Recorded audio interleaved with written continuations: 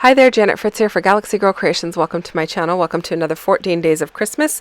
I hope that you guys had a wonderful Christmas, and today I have a double pager for you. So we are still working through 14 days of Christmas all the way through to the end of the month, even though we are just past Christmas, but that's okay. You know, we still probably have photos to work with, so might as well get them done. So I have these two pieces of paper. I really liked the blue side of this paper. The other side is the wreath print from this collection. And while I do like wreaths, I didn't really want to work with the wreath side because I have several photos that I want to put down here. And the wreath kind of limits you a little bit because the placement is a little bit it's not hard to place stuff on a wreath, but you're limited to how many photos you can really get on there without covering up the actual image of the wreath. So I decided to go with the blue side. I think it works really well with my photos, and I'm going with a little bit more of a playful look, and I'm really happy with the way that this one turns out, although it does take me a little while to put it together, because by this time I'm actually getting towards the end of what I need to create with my layouts. I actually have two more videos for you that were actually filmed prior to this particular layout, but I'm going to share this one today because I wanted to throw a double pager in here. I haven't done one in a while, and I am getting down to the last of my layouts, like I said, for this particular year. I have, I think, one more after this that I need to create, and then I will be actually done with the series of Christmas photos for this particular holiday season. And this being like 2000, I think it's 2010 that I'm working on. Can't even remember at this point. But I am going through all of the ephemera bits and pieces, and I am kind of just creating a border underneath my photos with all of those bits and pieces. And this is a great way to use up a lot of ephemera, especially when, like I said, I'm coming to the end of what I need from this collection. I still think I have like one or two full sheets of paper left. By the time I'm done, I think I'm going to only have one full sheet left, but I have a lot of embellishments left, so I thought I'll go ahead and just start using them here. And so I'm going to start layering them up and creating this shelf out of all of these embellishments for all of these, or for these four photos to sit on. And these are cousin photos, basically. The one in the blue is my niece, and then the one in the red is my daughter, and then the other page, the page on the left, going left to right, is my niece, my daughter, my niece, and my son. And same niece in all of the photos. I only have one niece. And then, or at least one niece that is here for Christmas ever. So, just, those are, she has two brothers, but somehow they are not in these photos. They've been in some of the other photos throughout the season, but, or throughout this month's videos, but they are not in these photos for whatever reason. So, and I think my son must have gotten the shirt that he's wearing in this photo. I'm kind of purposefully trying to cover some of it up because it is like a rainbow tie-dye shirt, and he must have gotten it for Christmas because in all of the earlier photos he's not wearing that shirt, and that is something very common for him. If he gets a shirt for Christmas, he'll just automatically put it on. So the trick here with creating this shelf is to create a little bit of movement. I don't want it to be really stagnant straight across. I want kind of the highs and the lows. I also want some organic shapes like the Christmas trees and the bows that allude to some movement mixed in along with the squares and the rectangles. And then I want to add some circles as well, which are softer lines than those squares and circles. I mean, a line is a line. It's not really a softer line, but there's no corners in it. So it's a softer shape is what I probably should say. But I don't want to just have things that are squares and rectangles. I want to mix them in so that you have some soft lines and some more harsh lines. I also want to have things that have different height. So like the little house on the far right hand side is definitely taller than some of these other labels. And then I want to have some little pieces sticking out here and there, like the edges of the bows. And I've said before, I'm not a huge bow person, but I really like these ribbon ones that look like they're kind of trailing off in a whimsical kind of a way, I guess. The bows that I'm not a huge fan of are, there's one that is right underneath the photo on the left hand side. It's a green one, and it says underneath the little chipboard piece that says wintertime. That's the kind of bow I'm not a huge fan of. But you know what? They're still going on this layout. So yay for me. I'm still using them, and I like the way that it looks. I even pulled in this red, it's not a label. It's a chipboard piece, but I took a rub on, and that says December in black, and I rubbed it on across the white part of that chipboard piece, and I really like the way that looks. So I'm kind of mixing my rub-ons as well if I can, which makes me happy because there's a lot of rub-ons that I have left over. And then I'm also trying to pull in some of the epoxy pieces. You can see the sheet of epoxy on the left-hand page there. So I'm going to try and use those where I can to pull in some stuff. So right above the little piece that I'm sticking down currently, there is a little sprig of holly. That is an epoxy piece. Trying to mix in my textures and the height of the items, or the dimension of the items on the page, also by mixing in some chipboard and some actual just like cardstock die cuts. So some things have height and some things don't. And then some things I'm adding some foam tape under just to give them some additional height. Adding a little flower here to kind of soften up these straight lines underneath where it says wintertime and the label that's next to it. And I'm liking the way that's coming together. I will be working on the left-hand page shortly. This is a kind of a time-consuming process, so my video is a little bit longer today, but I didn't really want to cut a bunch of the process of building this kind of a thing out. And hopefully it helps you if you are someone who struggles with creating like this.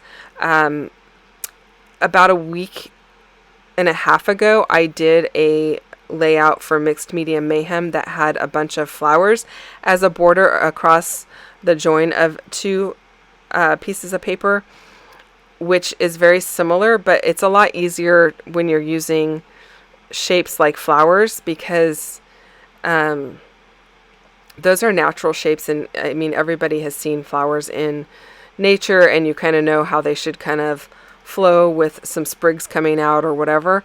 But when you have a bunch of embellishments that are different shapes and sizes and textures that are not all organic, and by organic I mean things you see possibly in nature or softer lines, then it's a little bit more difficult. I also had this little blue chipboard piece that had an open oval in the middle, and I just tucked in one of the pieces that looks like a round tag behind it that says Hello December, and then I cut the excess off because I didn't have anything else that I felt looked really good inside of that little blue frame, so this kind of made me happy. Now I'm trying to figure out where to put this other ribbon because I know I want it on here, but I don't want it sticking up in her face. I don't mind it if it's like off to the side of her head, but when I had it by the left-hand photo, no matter which way I turned it, it was covering my niece's face. So by moving it over towards the right, it is now kind of between the two photos and not on anybody's face and not detracting from the photo. So that made me happy. And then I'm going to add this faux metal charm underneath it so it looks like it's kind of hanging there. And I like the way that that's looking. I think my biggest challenge here was kind of where the two pages meet up. I just kind of treated it like it was 2 separate pages, but I tried to go all the way to the edge with my embellishments, and it looks fine. I'm happy with the way that it came out. I also really wanted to use that lantern on one of the pages, so I'm really happy that I was able to get that on there. I hadn't been able to make it work so far, but I'm liking how it looks now. And then I am playing with the piece that said Christmas Wishes there and next to Hello December, because where the 2 circles meet, I don't want there to be a gap of white showing from the photograph. So moving them up high enough so it covers the edge of the photo, but not like so far up that it's on my daughter's chin. It's kind of like you got to play with it a little bit to get it situated in the right spot.